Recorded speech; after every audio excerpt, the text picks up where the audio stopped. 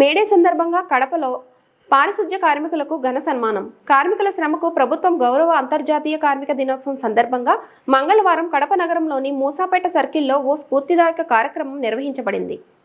ఈ కార్యక్రమంలో రాష్ట్ర ప్రభుత్వ విప్, కడప ఎమ్మెల్యే రెడ్డప్పగారి మాధవి మరియు టీడీపీ పొలిట్ బ్యూరో సభ్యులు, జిల్లా అధ్యక్షులు రెడ్డప్పగారి శ్రీనివాసరెడ్డి పాల్గొని నగర స్వచ్ఛత కోసం అప్పర్నిశలు కష్టపడుతున్న పారిశుద్ధ్య కార్మికులను ఘనంగా సన్మానించారు. ఈ సందర్భంగా మాధవి మాట్లాడుతూ, పారిశుద్ధ్య కార్మికులు నిత్యం అందరికీ శుభ్రతను అందిస్తూ మౌలిక సేవల్ని అందిస్తున్నారు. వారి కృషికి, త్యాగానికి మేమందరం రుణపడి ఉన్నాము.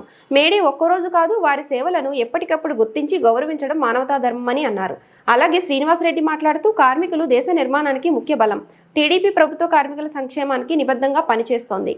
పారిశుద్ధ్య కార్మికుల పరిస్థితులను మెరుగుపరచడానికి తగిన చర్యలు తీసుకుంటామని హామీ ఇచ్చారు.